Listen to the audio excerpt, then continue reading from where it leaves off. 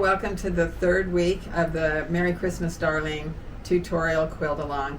This week we're working on quilting your quilt. You've got all the chenille on and now it's ready to layer and quilt. Our guest teacher this week is Ruth Davis. She is a master quilter and has lots of tips and fun ideas and suggestions for you to make your quilt just sing.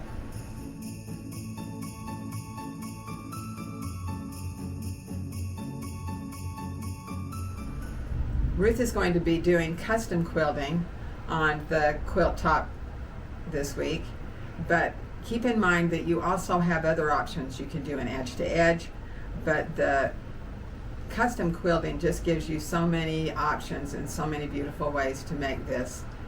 All the elements and the letters just stand out. Being done custom, and when you do custom, you are accentuating the items on the panel. So for this panel, you're accentuating the leaves, the flowers, the words, which we'll get to here in a little bit. But we're accentuating it by using a pretty dense filler behind the items. If I were doing this edge to edge, what I would do is I would use a special foot called a spoon foot, and the spoon foot just glides over everything. Now I always stay with it so that if something gets turned over, but it will still fluff up. And you know, I still try and pull things out so that it will fluff up evenly, but if it fluffs up more on one side, it's not as big a deal as you think it's going to be. So edge to edge with Chenille-It on it looks great as well.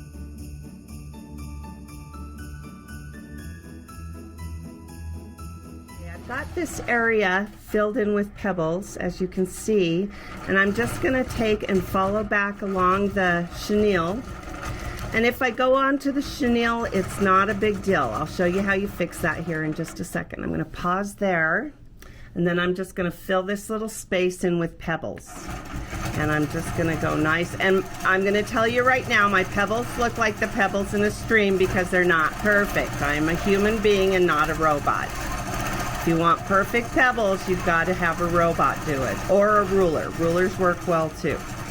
And I'm just going to come around here. Do you see how I just went up on that blue chenille and it's really going to show and look horrible? Not when I'm done with it. So I'm just going to take and keep filling in. I'm going to have different sized pebbles because again, my pebbles are very organic. Oops. And I'm just going to fill in this space. And the pebbles sort of just nest in each other.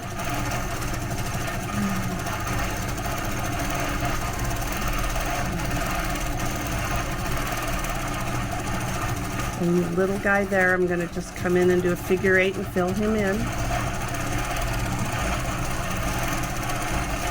And continue until this whole space is full of pebbles. And I do a lot of backtracking. I don't think it looks bad. In fact, I think it adds to the 3-dimension of a quilt. That's why I like to do fun fills like pebbles and things like that give your quilt texture.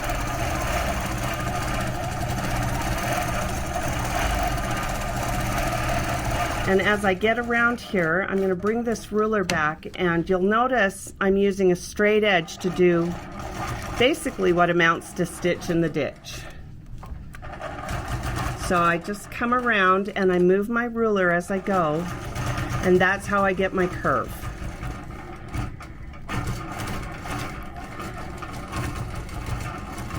And if I go over the edge of the chenille again, I'll show you how to fix that.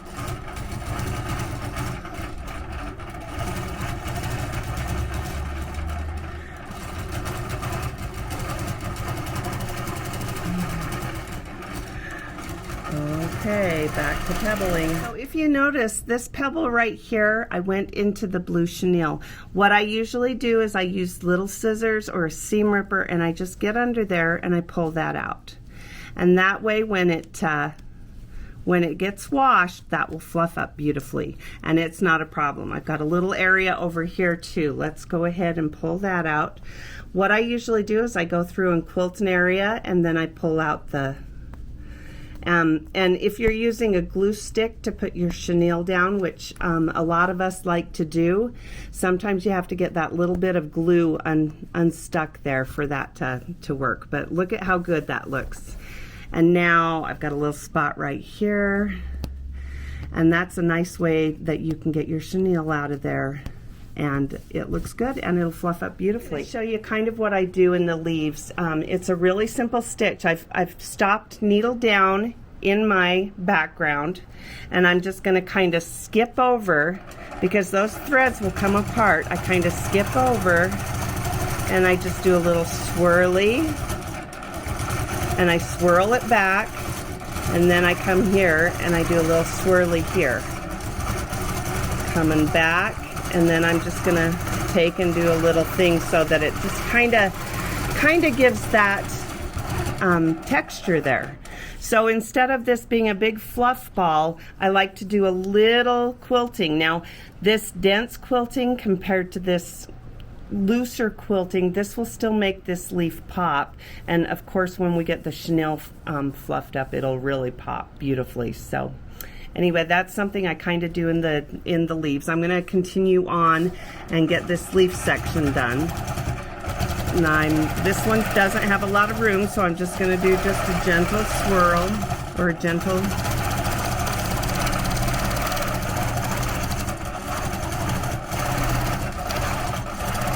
everything I like to try and do is I like it to look natural. So I'm just going to come down the center of those chenille, and if I go over the edge, like I said, I'll just come and fix that with my seam ripper. So right here I've got some that I came up over the edge, and I'm just going to use these little scissors to pull that out. Sometimes it looks like you're being really mean, but it still fluffs up beautifully, and you're just getting a little of the fluff done before you put it in the wash. So I'm going to come up this side. If it's hard to fluff one way, you can do it the other side, and usually get that all out. So the reason I'm pulling this out is because when I tack it down too much, it gets too thick. It doesn't bloom as beautifully as it does when it's out of the stitching. Now when you do edge to edge, you've got a lot more of that, but it still surprisingly blooms beautifully.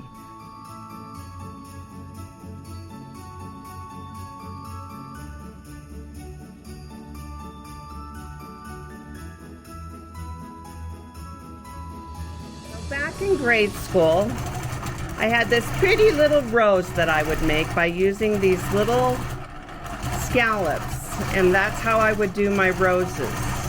And so that's how I kind of do these large flowers. I give them a little texture, making them look like they have these little rose petals. And then when I get into the center here, I'm just going to come in and do some little spikies like the center of flowers tend to have. And then if I want to, depending on my mood, I can come in and throw in a few more little petals.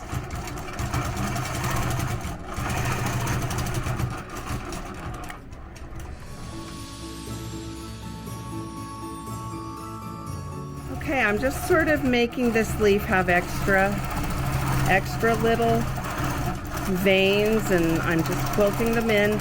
Again, sometimes I go over the line of the chenille, in which case I just go through and pull it out with my scissors or seam ripper. And I'm just going to quilt around here and continue up one side of the leaf and then go down the other. And this just gives it a really leafy feel.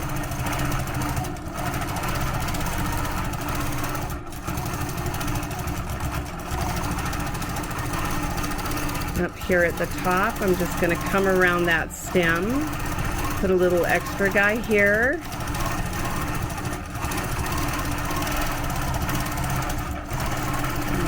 And bring this out here.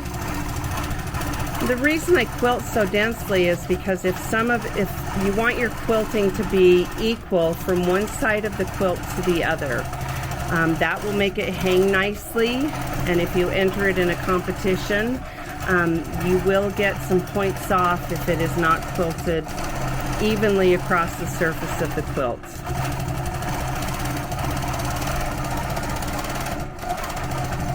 Most people do quilting for themselves or for family members, and so it's okay. It doesn't have to be perfect. It just, our goal is to finish, not to have perfection, but to finish.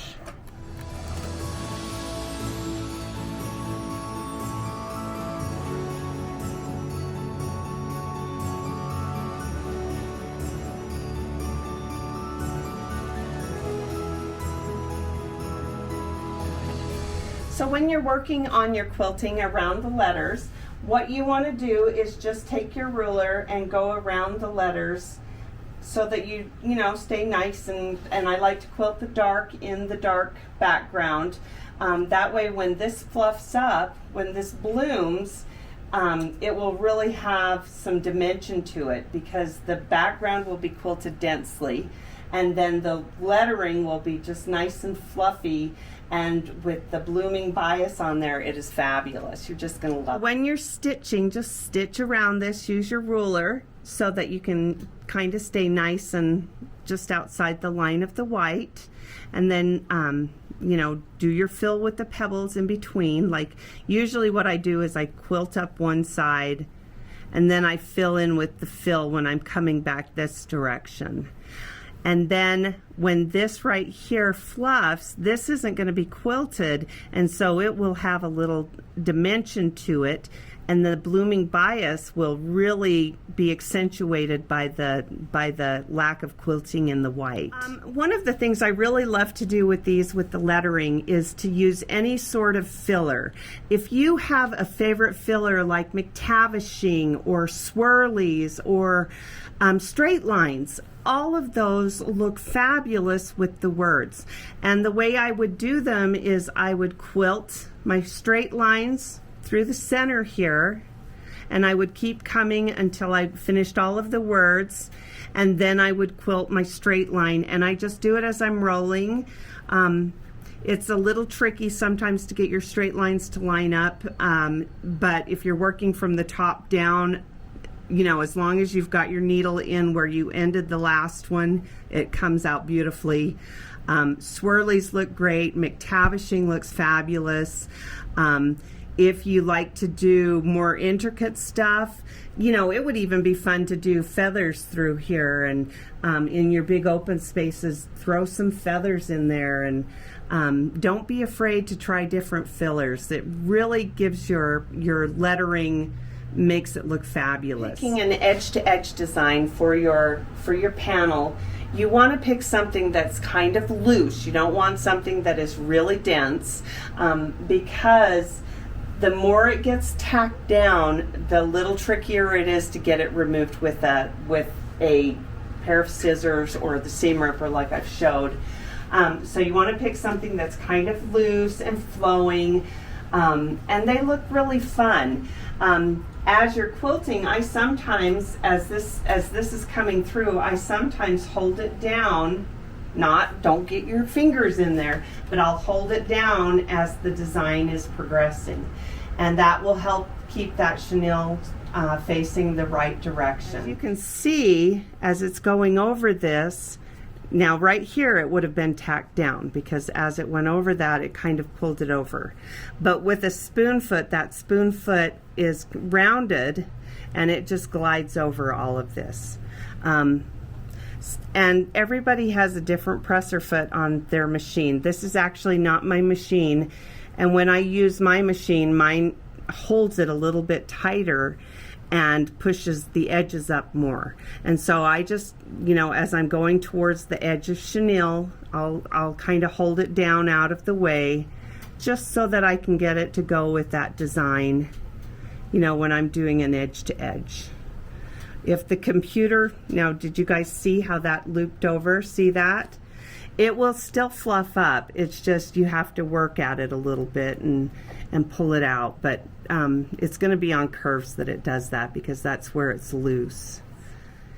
And then just continue. You can kind of see how it goes over there. We are going to continue quilting and finish this beautiful panel. Next week will be our final episode, and that will be finishing the quilt with a Chenille-It binding.